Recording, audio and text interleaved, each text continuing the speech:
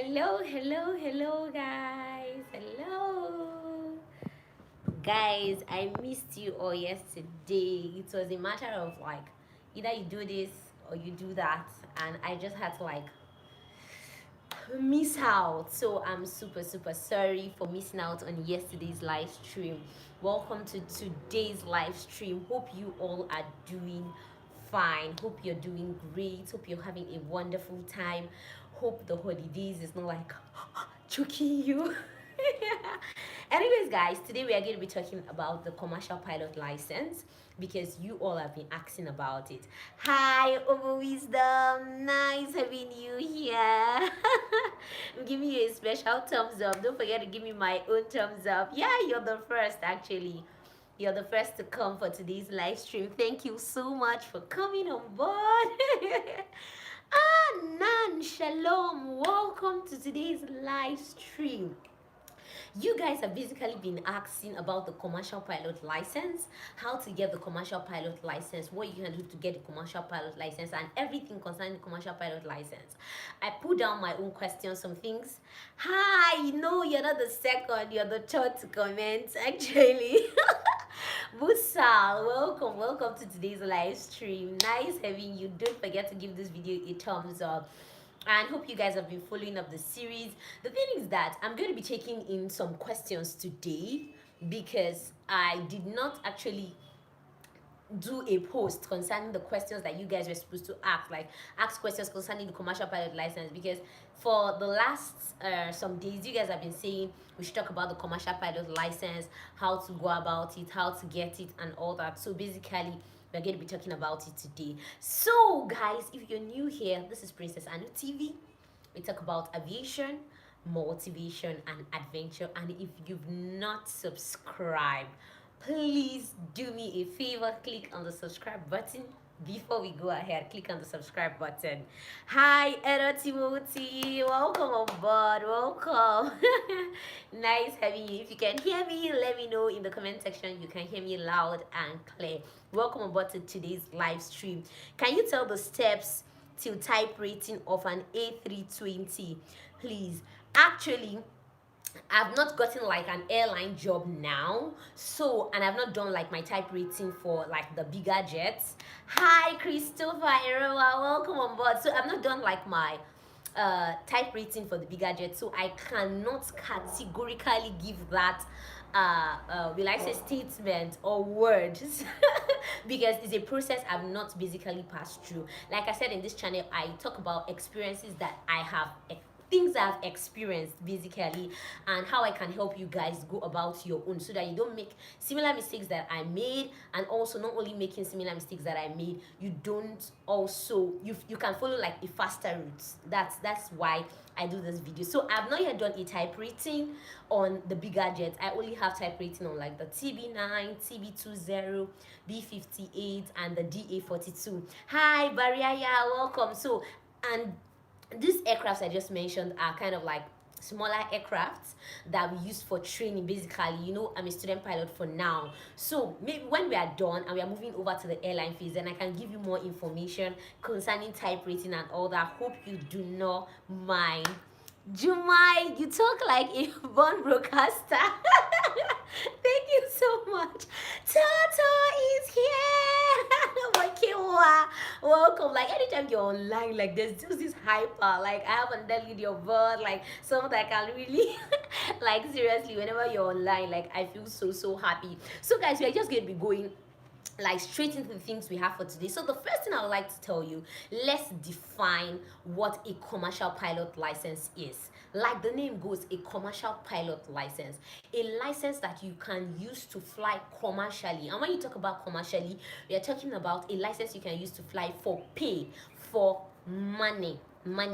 That's what a commercial pilot license. Hi Arun, welcome. Jibril, welcome. It's nice like having you. So basically that's what a commercial pilot license is.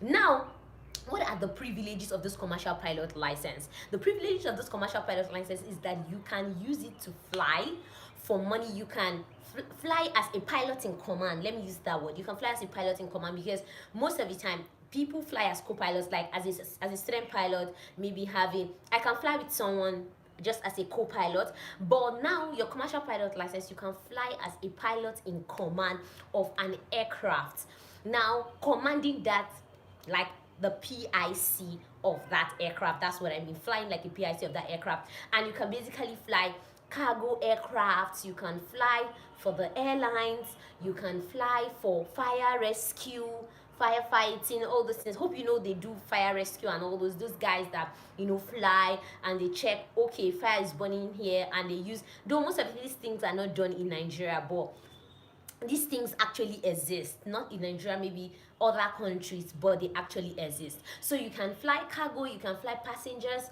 you can fly for crop dusting, you can fly for tourism, whatever. That's what you can use your commercial license, your commercial pilot license for. Hi Shegun Sanusi, welcome on board. It's nice having you here today. I'm so sorry guys, I actually missed you guys yesterday because I know I didn't come yesterday and it was like ha ha ha. Anyways, I missed you guys yesterday, that's why I'm here today. So thank you so much. Now, what are the eligibilities? I want to know about jump seating and who are those who can. Basically, pilots jump seat, student pilots jump seat, anybody that the captain, I'm going to use the word, but anybody that the captain basically allows to jump seat. There are some passengers in quotes that jump seat. When I'm talking about passengers, I don't mean like regular passengers, maybe like maybe somebody close to any of the crew, maybe as let me assume if my brother or my sister in quotes like is flying and I know I'm going on that same route and maybe there's no space in the cabin and all that, they can welcome me on board to jump seat the flight. So but there are some companies that have specific rules for jump seating, and these are things that happen in the airlines. So we're going to be talking about this later on when we talk about the airline series, when we get there.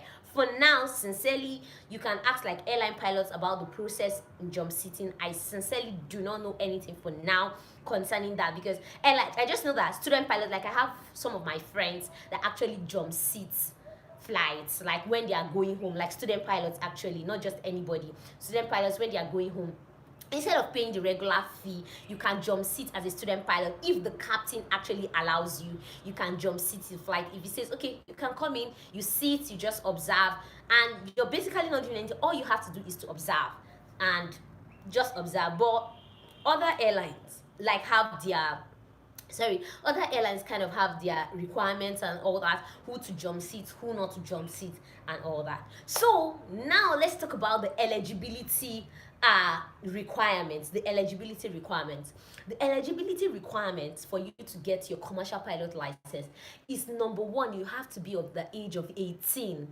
If you're less than 18, you cannot get a commercial pilot license. Well, you're not supposed to ask me why, because I'm not the regulation. But truthfully, before you're done with your secondary school, before you're done with your college, all those things, you will definitely be up to like 18. In fact, before you're done with private pilot license, you're going to be up to 18. So don't think about it too much that, okay, what if I finish secondary school by 14? What if I do that?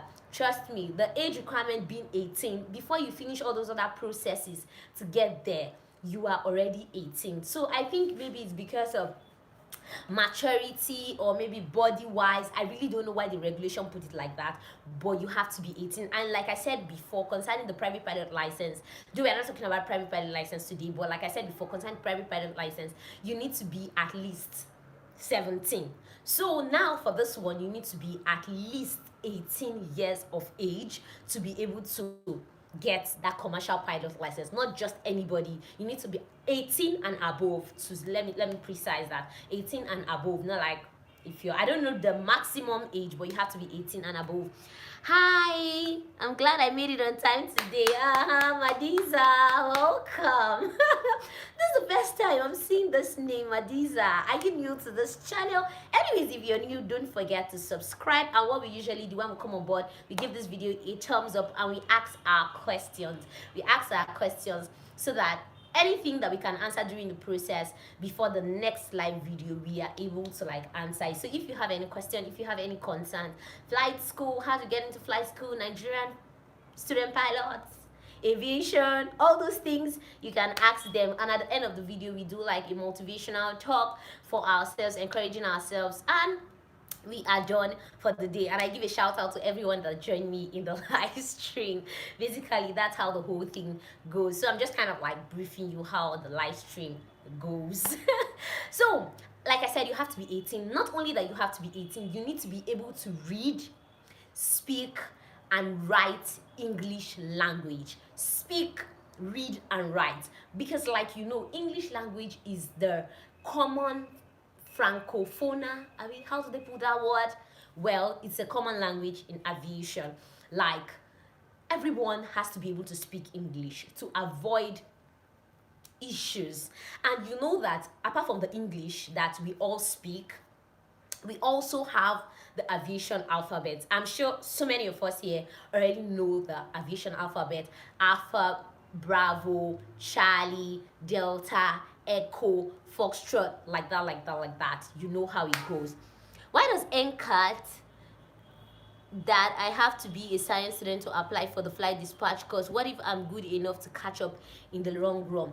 It's okay. Is that Jumai? Is that what they told you?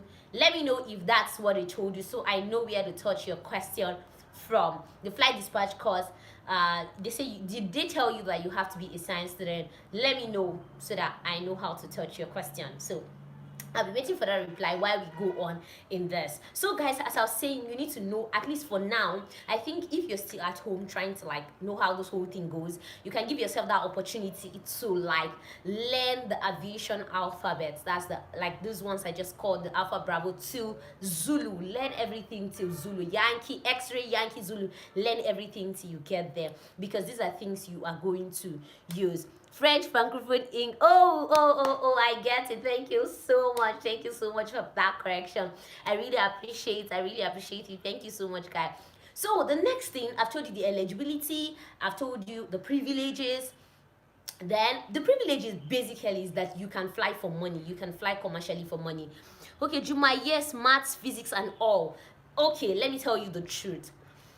It's not that you cannot catch up, but you need a basic background, because doing the SFO course, I think NCAT does the SFO course for about 6 months. Sorry guys that I'm deviating. I need to touch Jumai's question so that he doesn't get lost. Like, there's a reason obviously why he joined today's live stream. So let me kind of touch his question before we go back to the commercial pilot license question. For the flight dispatch course, is like flight dispatchers are basically ground pilots. Let me use that word. They are ground pilots. Yes, they don't go to the air, but they mainly do their flying. Like, they do everything that concerns the flight on ground. They do the flight planning, the weather, how everything is going to go, and give it to the captain. Then he will look at it and verify, okay, if he's okay with that information and all that. So this is it. They ask for maths, physics, and English because it's almost similar to doing flying. Seriously, I'm going to tell you, because we, like you guys, the flight dispatchers, they still do the PPL course, ground course, and they still do the CPL ground course.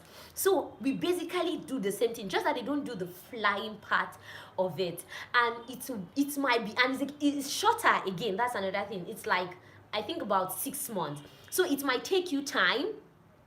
I checked the price for the flying 7.5. My question is, are they paying for the PPL and CPL separately? I'm going to be touching that question. Name is Julayemi. Wow, that's nice. Sorry for that, Julayemi. So basically, Julayemi, what happens is that you need to know the fundamentals of all those things. You cannot, if you don't have that fundamental, it will be difficult for you to catch up. Maybe they outside the country, maybe outside Nigeria, they might not look at that so much, but I think for NCAT, they don't want to start having issues with, why didn't you do well in this course, why didn't you do well in that course, why don't you understand? And I think that's why they always put maths, English, physics, and all those chemistry and all those science courses. So you're not really going to blame them.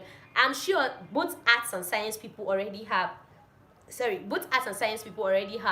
maths, they have English. So I think basically what you should focus on, maybe if you can do a WAEC or a GCE to get your physics, that would not be bad, to get physics and chemistry if possible. Seriously, it's going to help. Mark requirements for entry, I read it. Tato, I don't get that. Please retype your question so that I can understand what you're saying. Okay, Edo Timothy, I checked the price of flight school and it's 7.5. My question is, are you paying for PPL and CPL separately or together?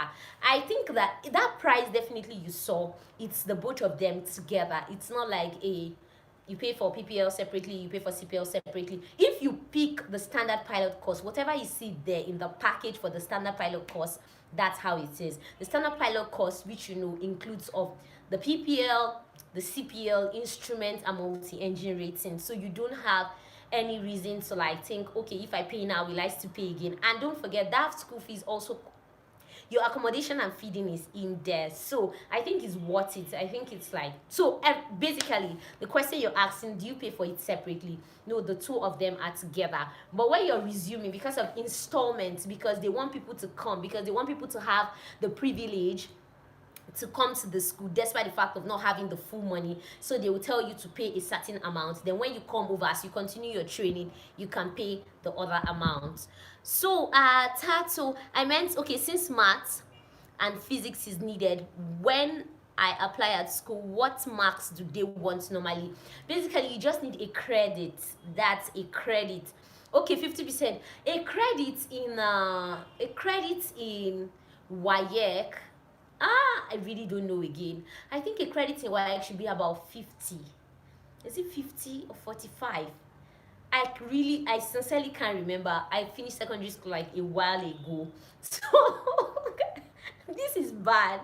But I can't remember what a credit is for them. But actually, you need to have a credit. Just have a C in your WAEC or whatever thing you're using to enter, your WAEC, your NECO, your GCE, whatever O-level stuff you're using to enter, just make sure you have at least a C. You know the way the grading is, don't have a D, don't have an E, don't have an F, don't have all these three. Just cross over to having at least a C. But I always say, don't put your efforts or look at having a C, because looking at having a C can actually bring you lower than a C. Instead, I'm going to advise, aim for an A.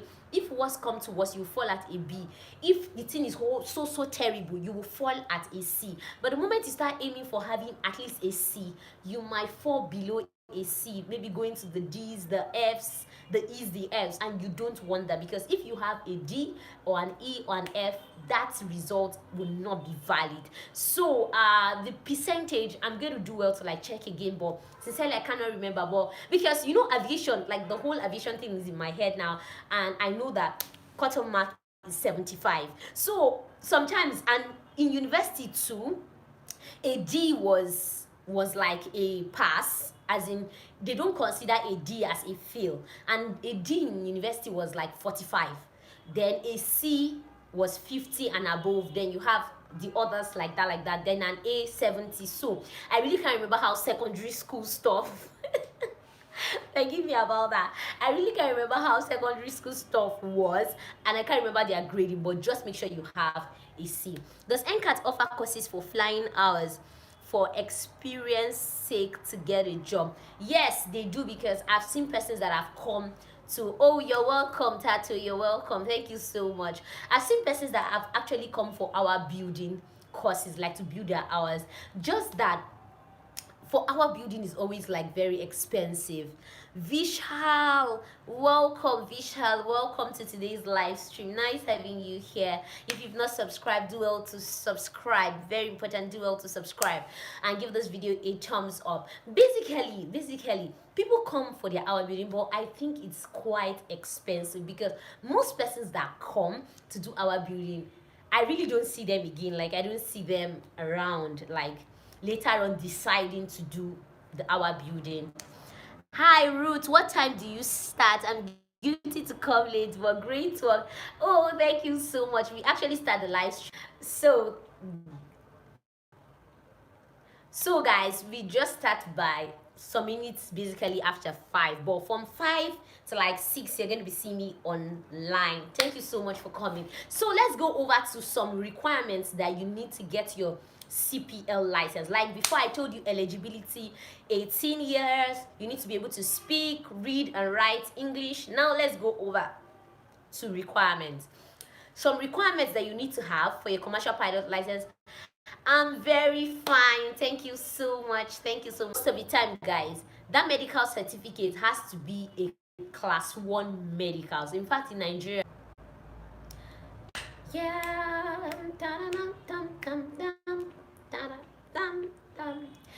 I'm so sorry, guys. The network is like going up and coming down and going up. But anyways, we'll do well with what we have.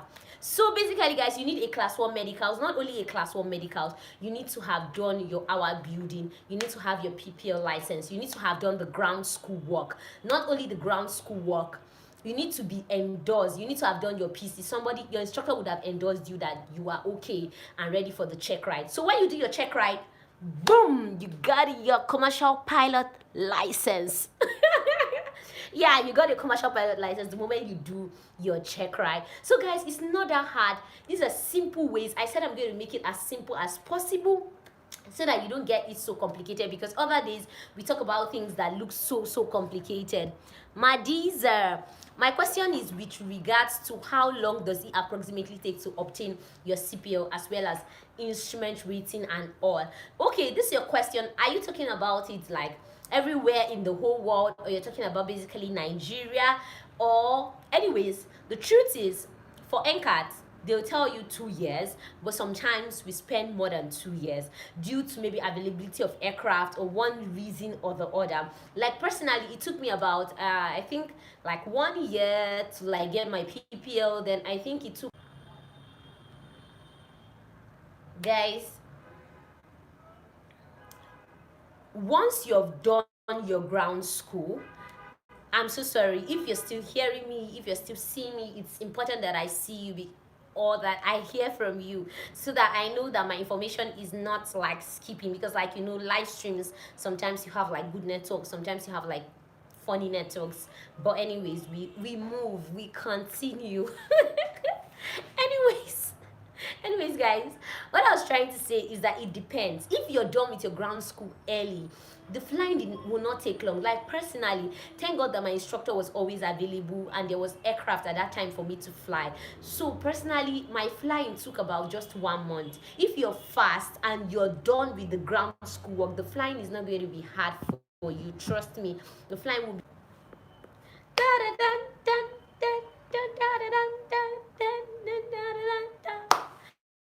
oh, this is so nice. Visual, congratulations. That's one of the best options that you can actually get, especially if you don't have the funds to train yourself.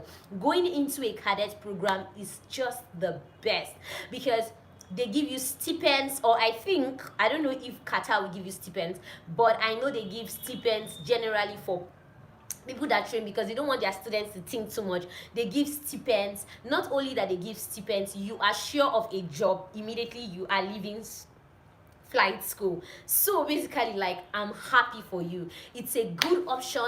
Take it, grab it, hold it, because you have everything just at your fingerprints. All you have to do is to read, study hard, and you come out a successful person. So guys, if you have any other questions concerning the commercial pilot license, leave them in the comment section of this video, or send me an email. The email link is just, you know, in the description of this video. Send me an email. Not only that, you can send me an email, you can send me a DM on my Instagram page at NCAT. The link also is in the description of this video, because I don't want you guys to miss anything, any information you need to know, especially now, because the moment the whole lockdown and everything is out, people are going to be rushing, everybody's going to be trying to meet up, all those things will be happening, and everything will be happening so fast. So everything you need to get, every information you need to get, all the money you need to get, every single thing, this is the best time to like grab it up and be ready. So guys, my motivational note for you guys today, what do you think I have to say today?